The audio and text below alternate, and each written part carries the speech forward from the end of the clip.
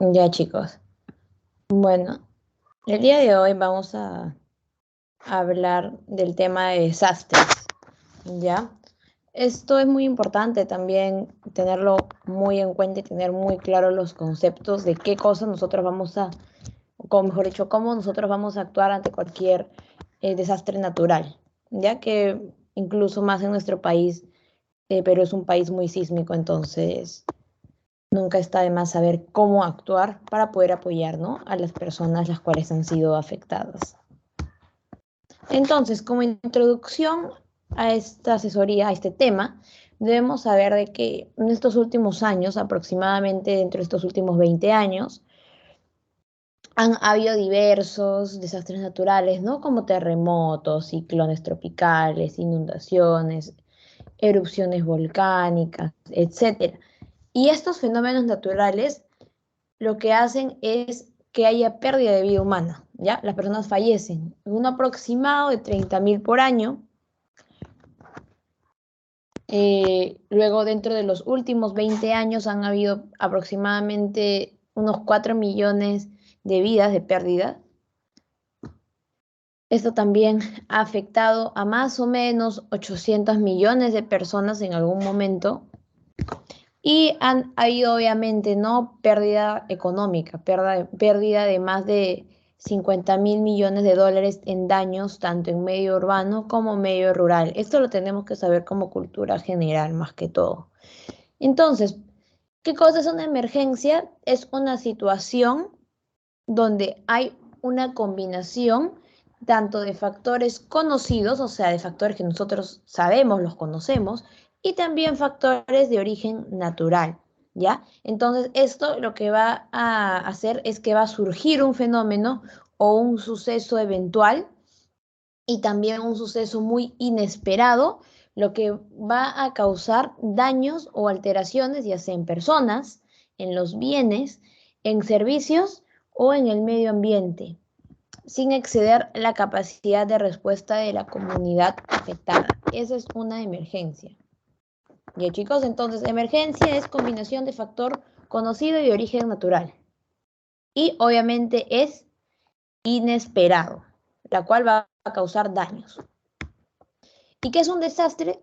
Son alteraciones las cuales va a afectar a las personas, a los bienes, servicios y medio ambiente, causado ¿por qué? Por un suceso natural o provocado incluso por la misma actividad humana, los cuales van a exceder la capacidad de respuesta de la comunidad afectada. Entonces, esa es la diferencia entre desastre y emergencia, que la emergencia no excede la capacidad de respuesta de la comunidad afectada. Sin embargo, un desastre sí excede. ¿Y, chicos? Entonces, hay diversos desastres naturales como nosotros ya sabemos, ¿no? Puede ser un sismo, un huracán o incluso cualquier otro fenómeno extremo.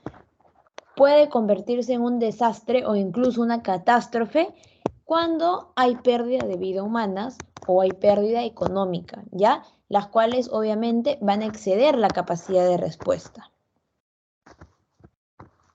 Algo también que debemos recordar es que el desastre natural es solo cuando el problema social o económico es detonado por un fenómeno natural.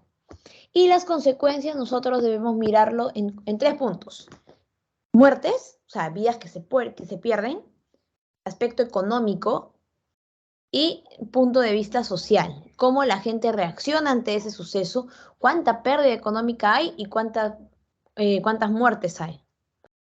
Entonces, los desastres naturales son un obstáculo para el desarrollo económico y social en un país o en una región, ¿no? Especialmente en los países en desarrollo, como por ejemplo, ¿no?, una inundación puede arrastrar toda la capa de, o sea, todo el piso, ¿no?, todo el suelo de un país, entonces, y esto va a tardar muchos años en recuperarse.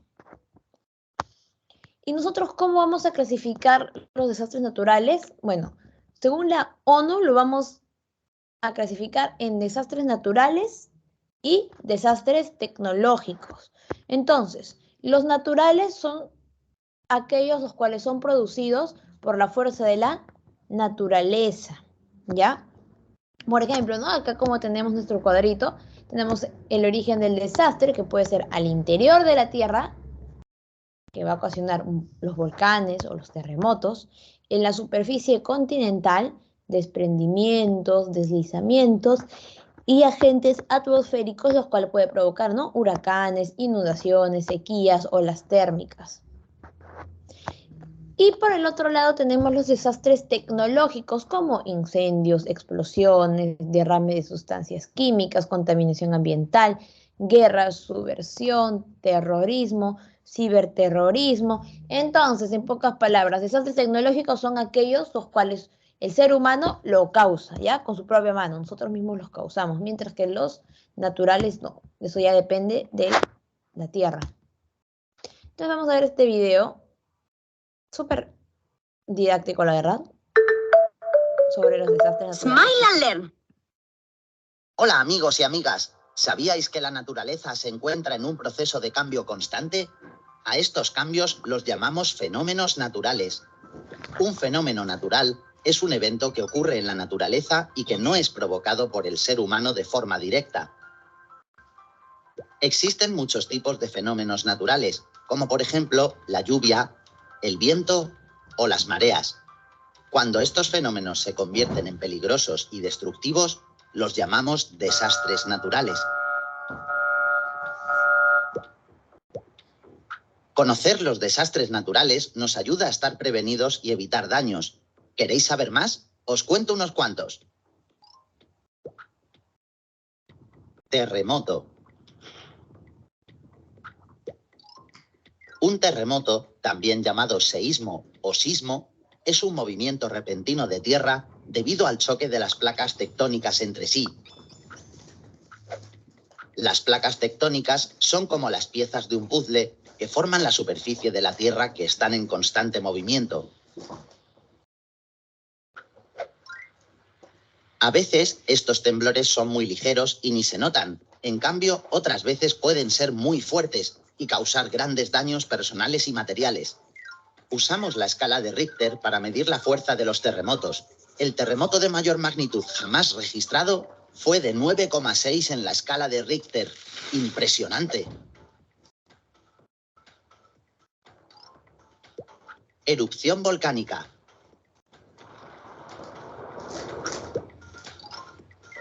Se da una erupción volcánica cuando se producen fisuras en la corteza terrestre y del interior de la Tierra sale magma. ¿Y qué es el magma? El magma es roca fundida a temperaturas altísimas. Cuando el magma sale a la superficie lo llamamos lava. Además del magma, las erupciones volcánicas también emiten gases y ceniza, que pueden ser perjudiciales para los seres vivos. Apunta este dato curioso. El 75% de todos los volcanes del mundo se encuentran en esta zona llamada el Anillo de Fuego del Pacífico. ¿Sabías que las erupciones volcánicas tienen una fuerza descomunal y pueden provocar terremotos?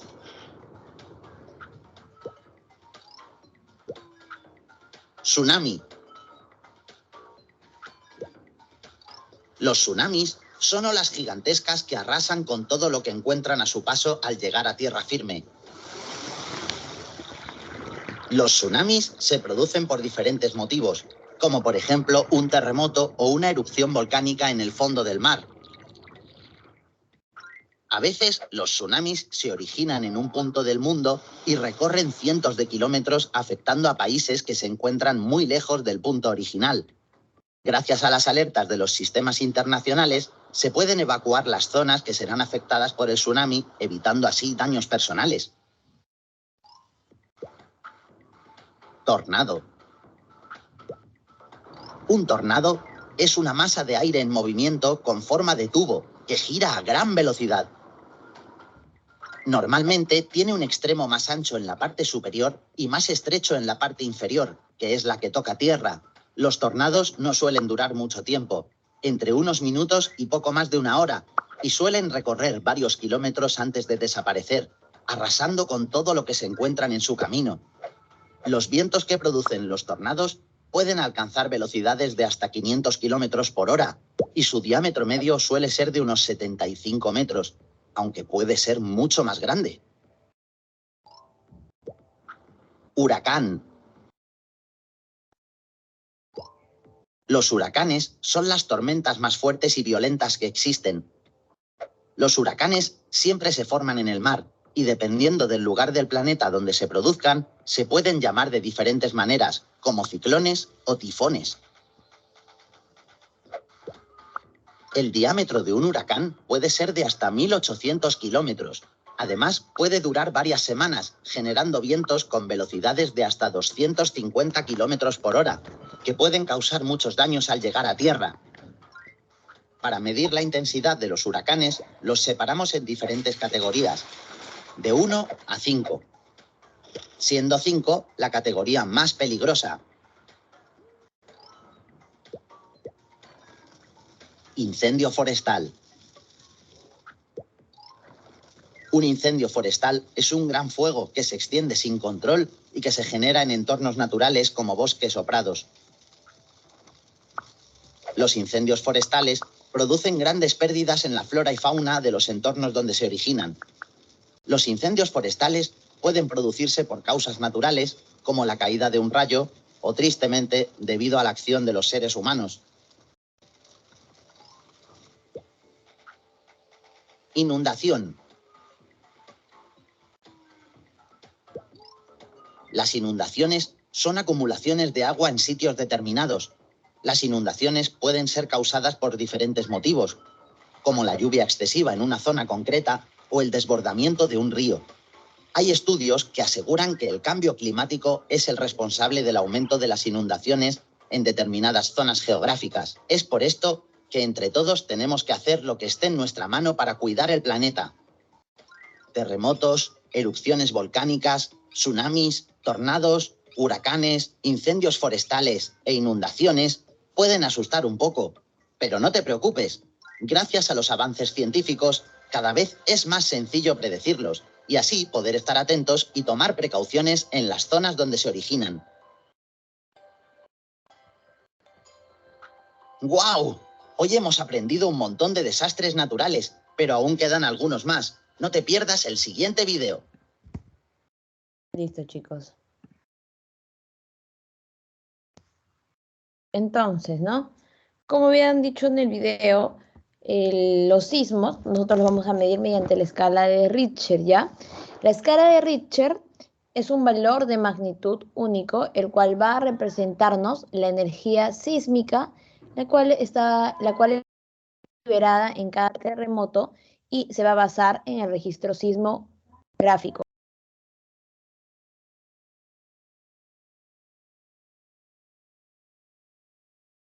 Ya, chicos, disculpen.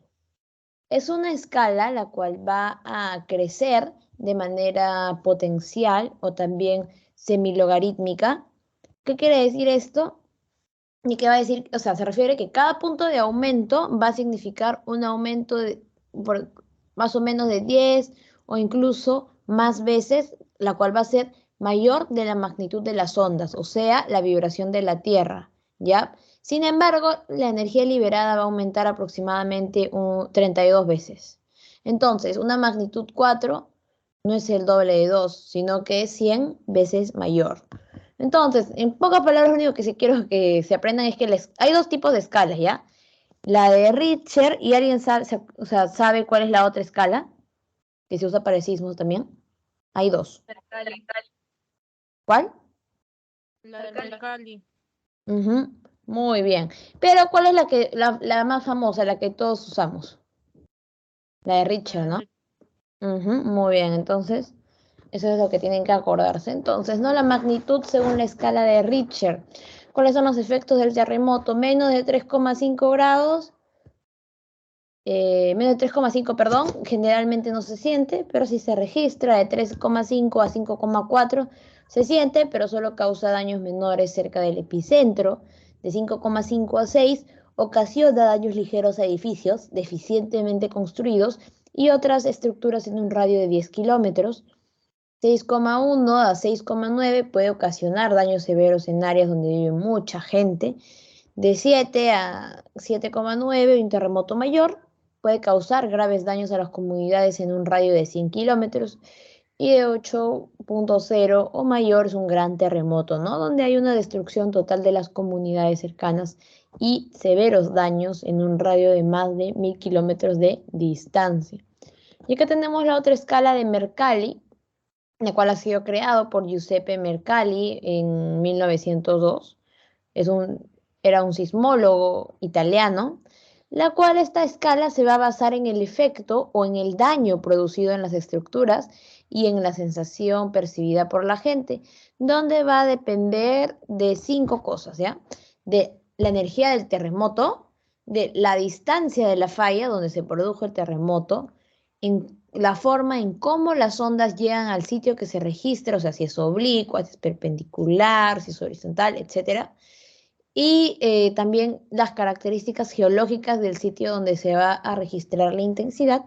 Y finalmente, cómo la población sintió o dejó registros del terremoto, ¿no? Entonces acá tenemos la escala de Mercalli desde el 1 al 12, siendo la 1 imperceptible por el ser humano, el 2 las lámparas oscilan, 3 los coches se mueven ligeramente, 4 vibran las ventanas, 5 caen cornisas y se rompen los cristales, 6 inquietud en la población, caen chimeneas, 7 daños en las estructuras de los edificios, 8 hay una alarma general, hay caída de muros y estatuas, 9 el pánico va a cundir, hay grietas en el suelo, 10 torsión de los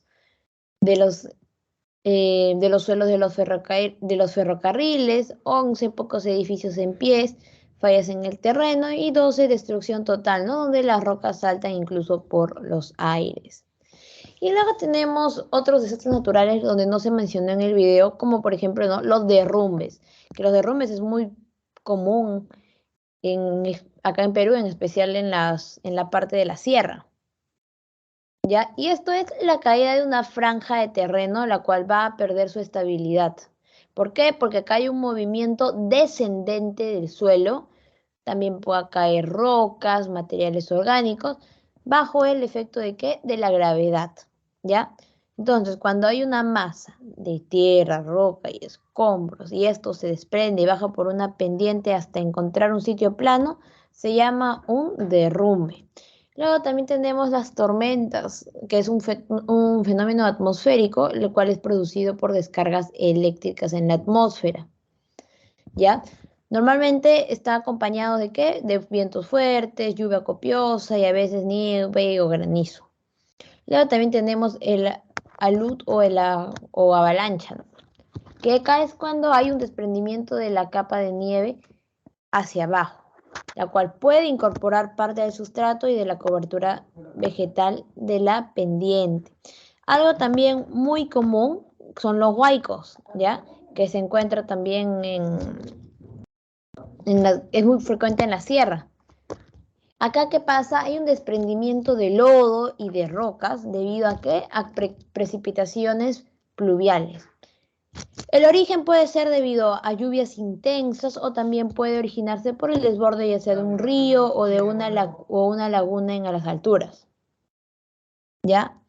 Entonces, estos desastres generados por fenómenos meteorológicos o hidrológicos van a ser inundaciones, sequías y heladas. Las inundaciones son las más frecuentes. Estas normalmente son originadas por causa de lluvias torrenciales o también por deshielos, la cual va a provocar diversas consecuencias. En primer lugar, va a afectar la economía de la región, sobre todo agrícola, ya que al retirarse el agua lo que va a hacer es arrastrar toda la capa fértil del suelo y este suelo se va a encontrar contaminado, ¿no? Por eso acá también estas regiones las cuales presentan inundaciones van a ser más susceptibles a cualquier epidemia. Estas inundaciones también van a generar aluviones de barro, las cuales van a arrastrar todo lo que se encuentran a su paso. Luego tenemos las sequías. Las sequías, ¿qué son? Es un fenómeno circunstancial que va a provocar un desastre. ¿Y esto a qué se debe? Hay falta de agua potable. ¿Por qué? Porque hay una disminución en el caudal de los ríos, disminución en los arroyos, y va a haber un agotamiento de las napas freáticas, va a haber hacinamiento en las ciudades, Y por ejemplo, ¿no? Hay sequías de muchísimos años atrás, como por ejemplo de Sahel en África, que murieron más de 200.000 personas de hambre, ya que emigraron por las pérdidas, porque hubieron pérdidas de cosechas y también hubo muerte de los ganados. Y finalmente tenemos las heladas, ¿no? Que este es un fenómeno climático el cual va a consistir en un descenso de la temperatura ambiental en niveles inferiores al punto de congelación del agua y hace que el agua o el vapor que está en el aire se congele, causando daño a plantas y animales. Entonces, ¿cómo nosotros vamos a poder denominar una situación vulnerable? Cuando hay una susceptibilidad de poder sufrir daño e incluso tener dificultad para poder recuperarse de ello. Y la vulnerabilidad de todos los pueblos, ¿cómo se da? En primer lugar, cuando la gente ya ha ido poblando terrenos los cuales no son buenos para vivir debido a que el tipo de suelo, tiene una mala ubicación, ya que hay, incluso, ¿no? Acá en Lima hay lugares, hay casas las cuales construyen donde están en zonas donde van a haber huaicos, ¿no? Hay mucho riesgo de que pueda haber un huaico en el futuro. También si hay ubicación inconveniente donde es una zona donde puede haber avalanchas, deslizamientos, inundaciones, etcétera. También cuando las casas son muy precarias, ya quiere decir que no tiene buena base, no hay buenos cimientos, lo han construido de un material inapropiado para la zona. Entonces, estas no van a tener la resistencia adecuada para poder mantenerse intacta durante un desastre natural. Y en tercer lugar, cuando no existe una buena condición económica la cual va a poder satisfacer las necesidades humanas, ¿no? Donde obviamente siempre hay que contemplar la creación de un hábitat adecuado, ¿no? Entonces, cuando ocurre el desastre, cuando hay un desequilibrio, ¿ya? Entre la capacidad de respuesta y consecuencia del evento. ¿Y qué es un riesgo? Es la probabilidad de poder exceder un valor específico de daños sociales, de daños ambientales y de daños económicos en un lugar determinado y durante un tiempo determinado. Entonces, la ocurrencia, y la intensidad de las alteraciones van a depender del riesgo. Y el riesgo, obviamente, tenemos que saber que es igual a amenaza por vulnerabilidad. Mientras que la amenaza es un factor externo, o sea, un factor de afuera, el cual va a ser un factor de riesgo, ya sea de una persona o de un sistema expuesto, el cual va a estar representado por la potencial ocurrencia de un suceso de origen natural o también provocado por el mismo ser humano, ¿no? Lo cual va a manifestarse en un lugar determinado con una intensidad y duración determinada. Mientras que la vulnerabilidad es un factor interno de riesgo de un sujeto o un sistema expuesto a una amenaza. Van a haber diversos componentes de la vulnerabilidad hospitalaria, de la vulnerabilidad hospitalaria, donde vamos a tener la vulnerabilidad organizativo-funcional, el cual se refiere a la organización, a los planes, los preparativos y el entrenamiento del grupo humano para hacer frente al riesgo identificado. La vulnerabilidad no estructural, el cual se refiere a todo lo que completa la infraestructura del establecimiento, como paredes no importantes, techos falsos, puertas, ventanas, instalaciones, equipamiento empotrado, accesos, etc. Y la vulnerabilidad estructural, lo cual se refiere a los elementos los cuales van a soportar el peso de un edificio, ¿no? Como la base, el cimiento, las columnas estructurales, las vigas. Entonces, todo mi ciclo de desastres va a tener un antes, un durante y un después. Antes del desastre, ¿qué hacemos? Prevenir. ¿Qué es la prevención?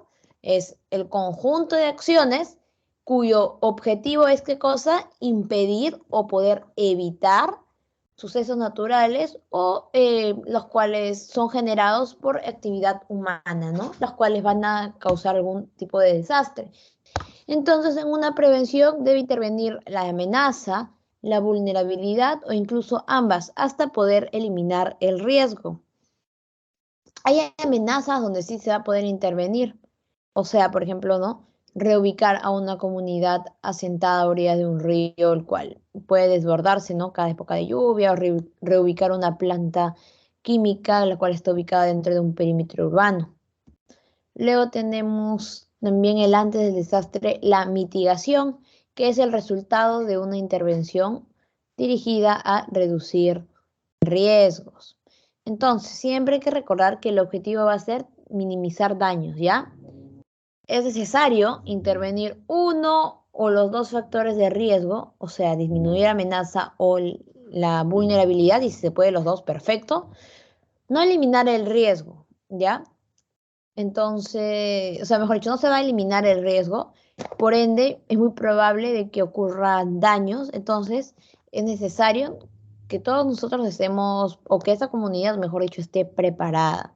Reforzamiento, por ejemplo, estructural, el reemplazo de tuberías antiguas, tuberías deterioradas, defensas en los ríos, las construcciones sismo resistentes, etcétera. Luego también tenemos la preparación, que es el conjunto de medidas y acciones para poder reducir al mínimo, ¿qué cosa? La pérdida de vidas humanas y otros daños, organizando de manera oportuna y eficaz la respuesta y la rehabilitación. Entonces, la capacitación, el stock de medicamentos, stock de suministros, procedimientos de atención médica con víctimas en masa, procedimientos de evacuación, sistema de lucha contra incendios, son acciones las cuales nosotros debemos estar preparados para poder prevenir, o mejor dicho, estar preparados ante cualquier desastre natural. Luego también tenemos, ¿no?, que estar alerta, el cual es un estado que tiene un fin, que es el de tomar precauciones específicas, tomar precauciones determinadas debido a la probable y cercana ocurrencia de un evento adverso.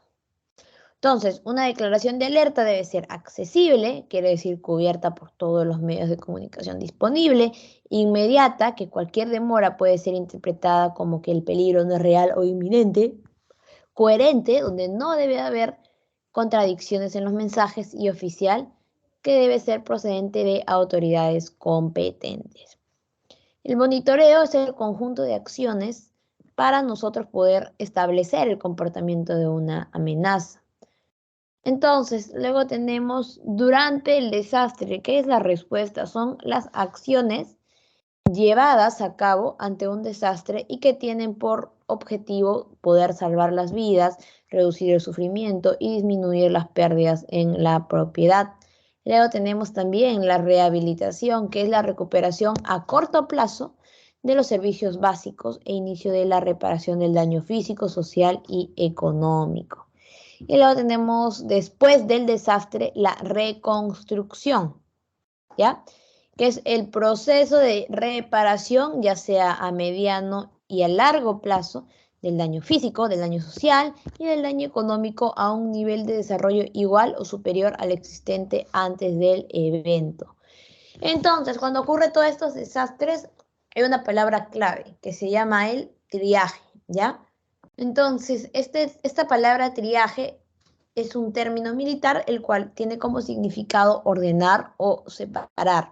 Entonces, cuando el tiempo, cuando el personal, incluso los recursos humanos y los materiales no son, o mejor dicho, son insuficientes para poder afrontar las necesidades de una situación de desastre, donde hay una gran cantidad de víctimas, el triaje es el único método para nosotros poder proveer un máximo beneficio a la mayoría de las víctimas, ¿no? Entonces, mi triaje, cosa va a consistir en clasificar a las víctimas en categorías dependiendo del beneficio que puedan esperar de la atención médica y no de la severidad del trauma, ya que el sistema de prioridades es diferente, es totalmente, mejor dicho, diferente a una situación normal, donde la víctima más grave tiene prioridad sin tener en cuenta que el pronóstico inmediato o a largo plazo. Entonces, el triaje debe ser llevado a cabo por los médicos de mayor experiencia clínica en RCP y en emergencias. Entonces, acá tenemos nuestra mnemotecnia que se dice SHORT, Short, ¿a qué se refiere? La S de sale caminando, H de habla sin dificultad, O de obedece órdenes sencillas, R de respira y T de taponear hemorragia. Ya eso tenemos que nosotros tenerlo bien claro en nuestra mente. Ya el método Short, tengo a mi paciente, ¿no? Y si está caminando, sí, ya chévere. Habla sin dificultad, sí, bien. Obedece órdenes sencillas, sí. Respira, sí. No tiene, ya taponía alguna hemorragia, si es que tuviera, sí, ya. Ya le evalué a mi paciente. Entonces, acá, ¿no? Como en el cuadrito tenemos el triaje inicial para poder atender a paciente o en un o mejor dicho, en un evento donde hay múltiples víctimas, es preguntando, ¿puede caminar? Sí, ya. Color verde. No puede caminar, ya. Habla sin dificultad y obedece órdenes sencillas. Ambos sí, puede caminar y habla sin dificultad y obedece órdenes sencillas, sí, ya, entonces amarillo. Pero no puede caminar, no habla sin dificultad, no obedece órdenes sencillas. Respira, si sí respira, rojo, pero si no respira, negro. Entonces, ¿qué significa el negro? ¿Alguien se acuerda o sabe? Está el paciente. Ujú, muy bien, muerto, ya está muerto. A los negros le ponemos a los pacientes que ya han fallecido. Y nunca se olviden de taponear hemorragias, chicos. Entonces, vamos a ver este video del triaje para que tengan más o menos un poco de idea de cómo es que nosotros tenemos que clasificar a los pacientes ante un evento con múltiples víctimas. En un incidente de múltiples víctimas o una catástrofe, la línea entre la vida y la muerte puede ser muy estrecha. El entrenamiento y el conocimiento de un sistema de triaje eficaz puede establecer la diferencia. Hoy, en Prehospital TV, el sistema START.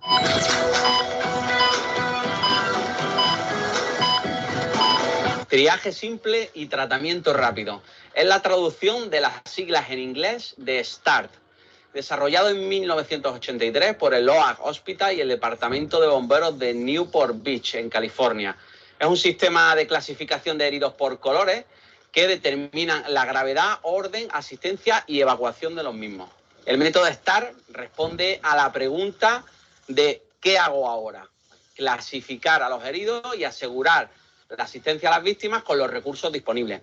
Dejaros claro que cada región o cada servicio puede tener su propio protocolo de clasificación que debéis de estudiaros y de practicar. START, que es el que vamos a ver hoy, pues es el clásico y es el que más presencia tiene en todos los servicios y es en el que está basado este tutorial.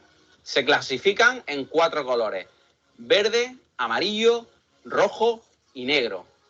El rojo, pacientes muy graves, son urgencia absoluta y requieren tratamiento y estabilización inmediata. Se clasifican como prioridad 1. Color amarillo, es para pacientes graves. Tienen una urgencia relativa y pueden demorarse, según START, hasta 2 o 3 horas. Se le asigna la prioridad 2. Color verde, son pacientes leves, no precisan atención inmediata y pueden demorarse sin riesgo vital.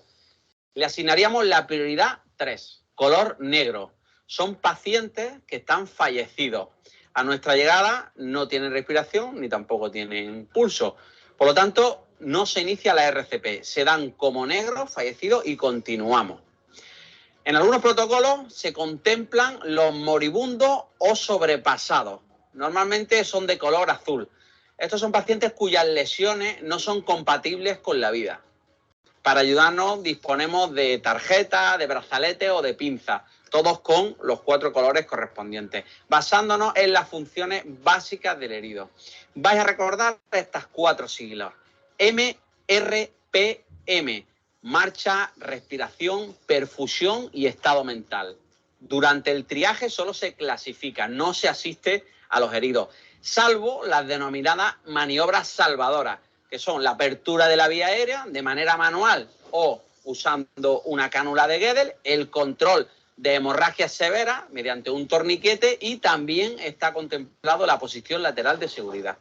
El método START es un método rápido y sencillo que permite clasificar a los pacientes en un tiempo de entre 30 segundos y un máximo de 3 minutos. En incidentes de múltiples víctimas de catástrofes hay varias consignas que tenéis que tener en cuenta. Como ya sabéis, no se asiste a los pacientes salvo las medidas salvadoras. No se discuten las órdenes de los mandos.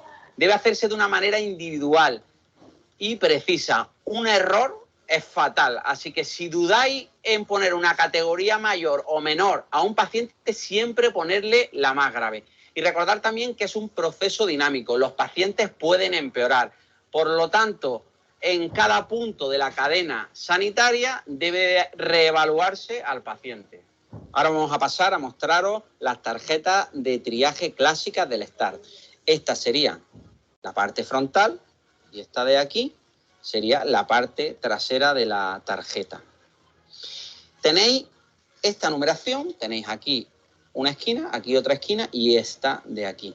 Estas esquinas son recortables, ¿vale? Tenéis aquí, se pueden recortar. Una esquina va para el responsable de triaje, se la quedaría. Y la otra, ¿veis la ambulancia? Esto va para el técnico de emergencias sanitarias que realiza el traslado.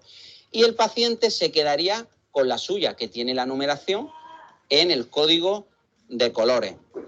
La tarjeta siempre va con el paciente. Se pone en el brazo o en la pierna. No lo pongáis en la ropa porque se puede perder. Si hace falta otra tarjeta, se pone encima. La original nunca la quitéis. Esta parte de aquí es para poner la hora a la que realizáis el triaje. Si es hombre o es mujer, la localidad o el pueblo donde es la intervención y esta es la provincia. Aquí el hospital al que es llevado el paciente y aquí ya tenéis pues una cruz en los fallecidos, rojo con una liebre, amarillo con una tortuga y el verde que no necesita ambulancia. Si le damos la vuelta, tenéis para indicar las lesiones que habéis observado a priori, podéis hacerle una cruz.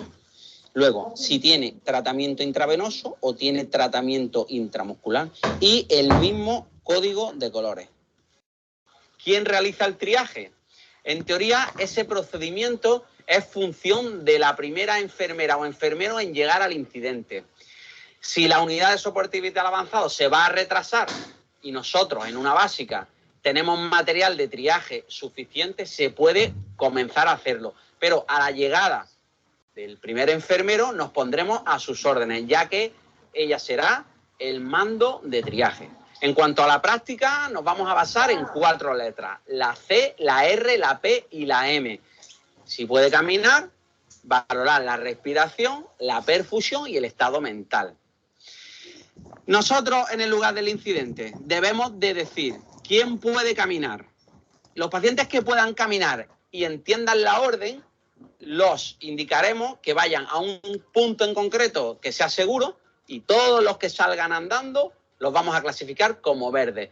Deben estar supervisados por un sanitario e incluso en los primeros momentos los que estén completamente bien nos podrían ayudar en técnicas básicas de primeros auxilios. R, valoración de la respiración. Si a nuestra llegada el paciente no respira, haremos una apertura de la vía aérea, o bien frente a mentón o un avance de mandíbula, la que estuviera indicada. Si sigue sin respirar, ese paciente es negro y pasaríamos al siguiente. Si respira, debemos de valorar la frecuencia respiratoria. Hace más de 30 respiraciones minuto, es rojo. Por lo tanto, podríamos ponerle un positor lateral de seguridad y ponerle un Guedel, o que alguien, otro sanitario, nos ayudara y mantuviese la vía aérea abierta. Si la frecuencia respiratoria es menor de 30, nos vamos al siguiente paso, que es la P, perfusión. Tenemos 2 posibilidades. Una, el pulso radial o el relleno capilar. Preferiblemente nosotros optamos por el pulso radial, ya que el relleno capilar no es muy fiable. Si hay poca luz, si las uñas están pintadas, están sucias o están llenas de sangre, no nos va a servir. Si no tiene pulso radial, es rojo. Si tiene pulso radial, pasamos al siguiente, que sería la M, estado mental. Haremos dos preguntas simples. ¿Cuál es su nombre? Y una orden sencilla. Por ejemplo, tóquese la nariz. Si el paciente no responde o lo hace en un estado confuso, lo catalogaremos como rojo. Si nos responde de manera normal, lo haremos como amarillo. Hasta aquí el tutorial de hoy y no podemos irnos sin daros las gracias a todos, a esos centros de formación.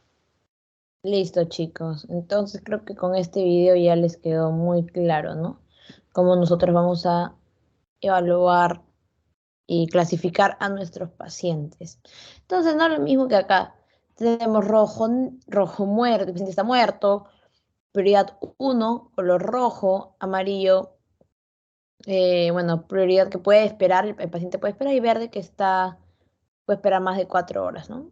Un paciente que está aparentemente, no necesita una atención inmediata. Rojo cuando necesita atención inmediata. Acá de igual manera, ¿no? Miren, tenemos a veces cuando pasa algún evento así de múltiples víctimas, llevan así estos pisos así de colores para poder decirle a los pacientes que vayan cada uno al color que les toca para poder atenderlo, ¿no? De la manera más eficaz posible. Entonces, este triaje es la evaluación médica rápida de víctimas para poder determinar prioridades de atención según su gravedad y poder canalizarlas al ambiente correspondiente. El triaje es diferente en situaciones normales y en desastres. ¿Por qué? Porque normalmente acá lo que evaluamos cuando hay un evento de múltiples víctimas es edad, la probabilidad de sobrevivir y los padecimientos concomitantes, ¿ya? Entonces, los tipos de triaje puede ser por ubicación, que es el prehospitalario antes de llegar al hospital, y el hospitalario, que es como lo manejamos dentro del hospital. El nivel 1 primario, ¿cuáles son sus objetivos? Hacer una evaluación diagnóstica inicial de los lesionados, prestar un auxilio inmediato en los casos en los que haya compromiso directo de la vida del lesionado, clasificar los lesionados de acuerdo con la evaluación inicial de sus lesiones y poderles asignar una prioridad, y trasladar los lesionados al módulo de estabilización y clasificación más cercano. El nivel 2 es el módulo de estabilización o un puesto médico avanzado, donde vamos a revisar la prioridad de los lesionados provenientes de la zona de impacto y evaluar, obviamente, su estado clínico, poder estabilizar a los lesionados de acuerdo con su valoración clínica, trasladarlos hacia las unidades hospitalarias de acuerdo a su prioridad asignada y la complejidad de cada institución, y llenar un registro colectivo adecuado de todos los casos atendidos. Luego, nivel 3 o terciario, que es en el ámbito hospitalario. ¿Cuáles son sus objetivos? Poder revisar la prioridad de los lesionados provenientes de la zona del impacto y del módulo de estabilización y poder evaluar su estado clínico. Estabilizar los lesionados de acuerdo a la valoración clínica. Brindar tratamiento hospitalario a los lesionados. Planear la utilización racional de quirófanos, servicios de rayos X, banco de sangre, laboratorio, así como también el de recursos humanos. Y hacer un registro colectivo adecuado de todos los casos atendidos. Entonces, acuérdense, chicos, prioridad 1 es emergencia súbita extrema, ¿no? Rojo. Prioridad 2, urgencia mayor, amarillo, urgencia menor, verde, que es la prioridad 3, y prioridad 4, que es el cadáver, ¿no? Que es código negro, que el paciente ha fallecido. Lo mismo, ¿no? Verde estable, amarillo puede esperar, rojo no espera, negro muerto, y que es lo mismo. Entonces mi triaje estar, como habíamos dicho, ¿no? ¿Qué cosa vamos a evaluar? Respiración, vía aérea, circulación y estado de conciencia. Eso nunca se lo olviden, chicos, ¿ya? Primer paso, llegamos al foco, asegurarnos después del acceso, identificarnos con las víctimas y pediremos a todos los que puedan caminar, se acercan hacia nosotros, ¿no? Todos los que pueden caminar hacia nosotros son los verdes. Incluso nos pueden servir de ayuda. Segundo paso, se da en el grupo de los que no caminan, procediendo a evaluar si respiran o no. Y tercer paso, si no respira, evaluar la patencia de la vía aérea para reconocer aquellos negativos, los cuales serán identificados ya como el color negro, chicos. Entonces acá tenemos, ¿no? el triaje médico en el puesto médico avanzado. Rojo, como les había comentado, ¿no? Requiere estabilización inmediata y va a comprender víctimas de qué, por ejemplo, ¿no? Pacientes con shock, pacientes con alguna dificultad respiratoria, pacientes con traumatismos cráneoencefálicos, con pupilas asimétricas. ¿Ya? Las pupilas asimétricas se llaman isocoria, que sí les había explicado. Una hemorragia externa no controlada, una evisceración. ¿Alguien sabe qué es una evisceración? ¿O tiene una idea?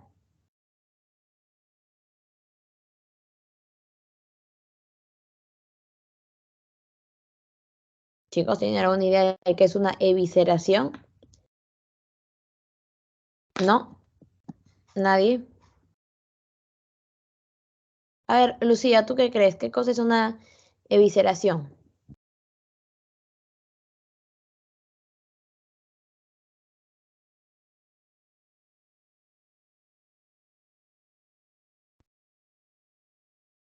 ¿Dónde está Lucía?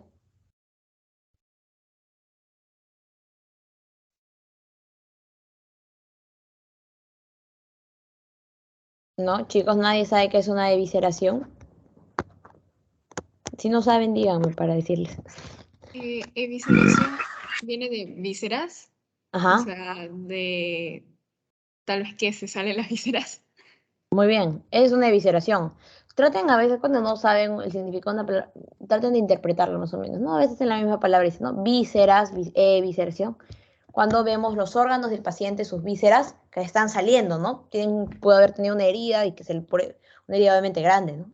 Entonces se le está saliendo las vísceras. Eso se llama evisceración, ¿ya? También puede ser por un trabajo de parto activo, como un sangrado vaginal, intoxicación por inhalación y lo básico. Un Glasgow de 4 a 8 es obviamente un paciente en rojo. Amarillo requiere vigilancia directa, pero puede diferirse un poco la atención, o sea, pacientes con riesgo de shock, paciente con alguna fractura abierta, con quemaduras severas, también es amarillo, chicos. Está inconsciente, amarillo. Dolor torácico y un Glasgow de 9 a 13, amarillo de frente. Verde, el cual puede esperar o incluso no requiere tratamiento, no fracturas menores, heridas y quemaduras menores, quemaduras de grado 1, un trabajo de parto normal y una lesión medular lumbar. Y negro obviamente son víctimas, mejor dicho, que están muy lesionadas y no tienen esperanza de vida. O que están muertos, mejor dicho. No, acá miren igual. Acá ejemplos de cómo normalmente a veces están los pacientes. Y tenemos diversas brigadas de defensa civil, chicos.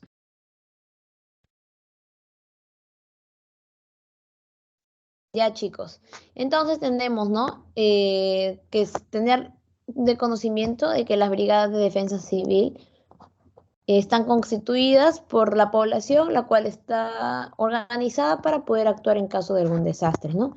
Van a cubrir áreas especializadas como qué, van a remover escombros, van a ayudar a atender en primeros auxilios, extinción de incendios, control básico de epidemias, instalación de refugios y otras las cuales va a definir el INDECI o van a determinar las circunstancias, ¿no?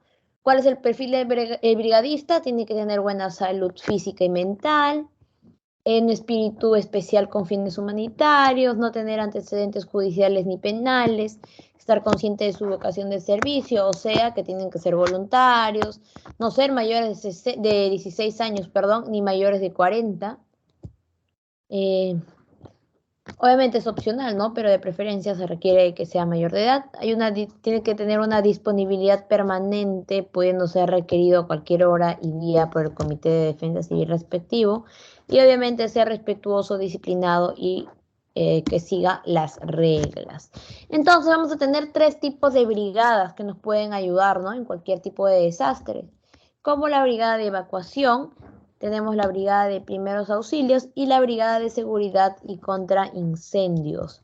Entonces, ¿cómo vamos a conformar las brigadas? Va a ser la misión quién, qué, cuándo, dónde, cómo, para qué. ¿Ya, chicos? Eso no se olviden. Entonces va a estar organizado mi brigada por un jefe y 9 integrantes. Entonces, ¿Qué recursos van a tener? Sus uniformes, van a estar comunicados, van a tener su botiquín de primeros auxilios y su kit para evacuación, o sea, linternas, pilas, pitos. Antes de una emergencia van a reconocer las zonas de peligro, seguridad y rutas de evacuación del centro asistencial, van a colaborar con la Comisión de Inspecciones Técnicas para poder mantener y o colocar las señales de seguridad en buen estado, van a promover y participar en ejercicios de evacuación por cualquier tipo de emergencia, ¿no? Como sismo, inundación, incendio, tsunami, etcétera. Durante la emergencia, ¿qué van a hacer? Van a abrir las puertas de escape, si es que obviamente se encuentran cerradas para poder iniciar la evacuación, de acuerdo a qué tipo de emergencia se ha producido, lograr que todos estén en calma, va a hacer que los compañeros se ubiquen en la zona de seguridad interna del centro asistencial, o sea, al costo de las columnas, alejado de las ventanas, van a ayudar con los brigadistas de primeros auxilios, van a hacer que el personal se ubique en la zona de seguridad externa, patios, jardines, campos deportivos, parques, etc. Y va a tener obviamente siempre una comunicación con las otras brigadas, de los otros pisos, para que las rutas de escape se encuentren libres de obstáculos, ¿no? Después de la emergencia, ¿qué hacen? Un brigadista de evacuación van a promover la calma y van a animar a sus compañeros y también a las víctimas, ¿no? Van a recorrer las instalaciones del centro asistencial a fin de localizar el personal que no haya podido evacuar debido a que, ya sea, pudo haber sido herido o atrapado. Y van a enviar, mejor dicho, un representante al comité de seguridad y al comité de defensa para poder recibir indicaciones sobre esta emergencia. También, ¿qué funciones van a hacer los brigadistas de primeros auxilios? Antes de una emergencia van a tener su botiquín de primeros auxilios básicos, van a promover y participar en ejercicios de evacuación para cualquier tipo de emergencia, ¿no? Durante, ¿qué van a hacer? Van a instalar la zona de seguridad interna portando el botiquín de primeros auxilios y van a evaluar el área donde van a laborar para ayudar a los compañeros los cuales han podido sufrir algún tipo de lesión menor y a estabilizar víctimas con lesiones mayores. Y después de la emergencia van a clasificar a los heridos según prioridades de atención y o referencia y proporcionar a los heridos atención médica y o psicológica, obviamente, según corresponda. Los brigadistas de seguridad y contraincendios antes van a recibir instrucciones sobre cómo van a manejar los extintores, el corte de fluidos eléctricos. Igual, ¿no? Van a participar y promover en ejercicios de evacuación de cualquier tipo de emergencia. Y durante la emergencia van a abrir puertas de salida, cortar el fluido eléctrico si es que hubiera, cerrar llaves de gas, agua. Si hay incendios, van a avisar a los bomberos y van a tratar de combatirlo, ¿no? Con medios de su alcance, como extintores con gabinetes contra incendios, y en caso de haber personas atrapadas, van a tratar de ayudar y que sea más rápido, ¿no? Su rescate. Después de la emergencia, ¿qué van a hacer? Si aún no ha terminado el incendio, por ejemplo, van a tener sí o sí que cortar el fluido eléctrico y cerrar nuevamente las llaves de gas y agua, y recurrir a las instalaciones del centro asistencial para poder localizar al personal que no haya podido evacuar debido a que se encuentre herido o atrapado. Chicos? Entonces igual, ¿no? Es un jefe, 9 integrantes, es tal cual. Y el plan obviamente debe considerar que haya una instrucción y entrenamiento al personal médico y también al personal de enfermería para poder atender casos de emergencia y cirugías derivadas de lo mismo. Entonces, nuestra única posibilidad es la prevención. Nuestro país es altamente sísmico, ¿ya? Obviamente es muy extraño, ¿no?, que no ocurran sismos con tanta frecuencia, pero igual nosotros debemos prevenir, ¿ya? Y acá hay un video que les puse para que puedan ver cómo nosotros vamos a reaccionar ante los primeros auxilios por desastres naturales, chicos. Y ahora quiero presentarles a Javier Contreras. Javier, él es todo lo que se necesita quizás para rescatar a una persona o para nosotros protegernos. Por eso, pues, Javier ha traído ciertas cosas con las cuales Sí, la verdad es que nosotros en un momento de estos sismos, nosotros no vamos a contar con el equipo necesario para obtener y poder darle los primeros auxilios a las personas. Por eso vamos a hacer aquí una recreación. Por eso vamos a hacer lo que es una recreación de qué podemos hacer en el caso de que haya pasado el sismo. Así es, por eso, a ver, entonces, veamos, tenemos nuestra víctima. Nuestro amigo va a ser nuestra víctima. Ahora vamos a recrear un poquito. Nuestro compañero, ahí está tirado en el piso, ha ocurrido este terremoto, estamos ahí. ¿Qué hacemos? ¿Qué utilizamos para poder ayudarlo si está inconsciente, por ejemplo? Lo que es muy básico en nosotros, bomberos de milagro, tenemos muy caracterizados por dar el apoyo emocional que tenemos con el paciente, porque es muy Eso es eficaz, importantísimo. Si está consciente, si está despierto, ¿qué tenemos que decirle? ¿Cómo lo cogemos? Claro, en el momento que está despierto es decirle las primeras palabras que él se encuentra bien, ¿verdad? Y proceder a preguntarle sobre la familia, de cómo está, qué se encuentra, puede mover los pies en este caso, ¿sí? E incluso nosotros, por ejemplo, en el hecho de que no tenemos un collarín, ¿verdad? Podemos usar lo que son las gorras o yokis también llamadas. ¿Qué es lo que podemos hacer? Vamos a improvisar lo que es para hacer un collarín. A ver, el compañero nos va a ayudar. ¿Cómo hacemos ese collarín? ¿Y para qué sirve el collarín? El collarín es para protegerle lo que es la cervical, como quien dice.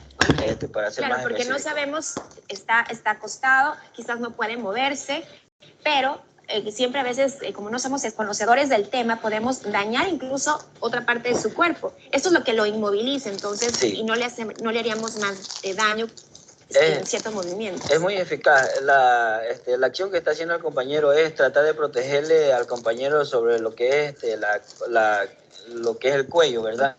¿Por qué? Porque muchas de las cosas, al momento de que nosotros hacemos algún movimiento brusco o algún movimiento que no sabemos hacer, le podemos causar más daño al paciente. Y podemos causarle, aparte del daño, podemos dejarlo paralítico, como quien dice. Claro, con alguna discapacidad. Con alguna discapacidad. Claro, eso es fundamental, miren, es interesante saber que, claro, no tenemos el equipo necesario, pero una gorra podría servir para poder colocarlo en su cuello y así inmovilizar esa parte y evitamos que ocurra pues un daño peor más adelante. Ahora, ¿qué pasa con las fracturas? No sabemos si es fractura o no, pero dice, me duele, no puedo caminar, la pierna no puede moverla. En ese caso, al paciente siempre se lo va a tratar con ese tipo de trauma, ¿verdad? Se le inmoviliza primero el cuello. Por ejemplo, si es una fractura en lo que es el brazo o la pierna, podemos improvisar con lo que son los cartones. Cartones que vamos a encontrar en todo el lapso del camino, vamos a encontrar cartones. Si no hay cartón, otra cosa que se le ocurra. Puede ser un cuaderno, alguna carpeta. Algo duro. Sí, muchas de las veces, por ejemplo, en las escuelas más que todo, tenemos cuadernos, tenemos que ver algo duro, puede ser un pedazo de madera con un cartón, se le improvisa para que no se le mate. La intención es proteger esa parte, ¿no? La intención es proteger. El inmovilizarlo. Sí. Bien, ahora ustedes lo están ahí como ajustando con gasas, pero si no encontramos eso, puede ser cualquier cosa que encontremos que nos sirva para hasta un pedazo de tela. Claro, un pedazo de tela, incluso hay veces hay bastantes personas que están con los zapatos, le podemos pedir lo que es los cordones de los zapatos, utilizamos incluso también el cinturón de uno, ¿verdad? Puede utilizar, eso es por eso estamos diciendo que es lo que es improvisar. Improvisar con lo que hay. La atención al paciente. Hasta cuando podamos encontrar a alguien que nos ayude de manera profesional. Claro, en ese caso ya, en el momento que nosotros estamos inmovilizando al paciente, ya vendrían lo que es las autoridades de socorro para ayudarnos mejor. Ahora, si pasa, si hay alguna herida abierta, hay sangre, ¿qué hacemos en ese caso? Entonces, eso sería ya tipo hemorragia, ¿verdad? Lo que debemos hacer... Yo lo que he escuchado es que cuando hay hemorragia, uno tiene que tratar de taparla ajustando fuerte cualquier tipo de tela que uno encuentra. ¿Es verdad? Nosotros le hacemos lo que son con gasas o en este caso puede ser con algún trapo que trate de ser un poco limpio, ¿verdad? ¿Qué es lo que hacemos? Tratar de cubrir la herida que tenemos en la hemorragia y hacer presión, ¿verdad? Y si nosotros ya vemos que en el ámbito se nos está saliendo de las manos, tenemos que hacer apósito sobre apósito, nosotros lo llamamos. ¿Ese apósito sobre apósito qué significa? Es Tela. tratar de poner la tela que tenemos, la camisa, y tratar de cubrirla, ¿verdad? Perfecto. Y si se nos está empapando, seguir cubriendo hasta que ya selle lo que es las venas o arterias. Claro. Ahora, ¿cómo identificamos que la víctima está respirando? Porque quizás está inconsciente, pero está viva, está respirando. ¿Cómo hacemos? Hay personas que dicen que se puede poner o ponerle aquí las manos, bueno, un espejo también, pero no sé si encontramos un espejo en ese momento. Claro. Pero ¿qué hacemos para saber si está respirando? Es muy eficaz. ¿O nos acercamos a su nosotros en la primera atención que nosotros le damos, lo que hacemos es revisarle lo que son las vías aéreas. Okay. El procedimiento que hizo el compañero con la gorra, okay, eso lo que hizo fue abrir las vías aéreas, a las aéreas, o sea, la boca. Todo lo que es la boca, ¿verdad? Okay. ¿Y qué es lo que hacemos con eso? Nosotros ponemos el sentido de la oreja, okay, escuchamos la respiración y con el rostro sentimos lo que está respirando. Y nosotros lo que hacemos es ver al paciente del lado del estómago, a ver si se alza o se baja. Ahora el pulso, ¿sí? Cuando tenemos que tomar el pulso, ¿cuál sería, cómo lo hacemos? ¿En qué parte? En varias partes, ¿verdad? ¿Puede ser en la muñeca? En la muñeca, puede ser en la pierna, puede ser aquí en el cuello, con estos dos dedos. Ok, a ver, cuéntame. Sí, con estos dos dedos. ¿En qué parte del cuello? ¿Derecho, izquierdo? En cualquiera de los lados. El compañero le va a hacer el procedimiento.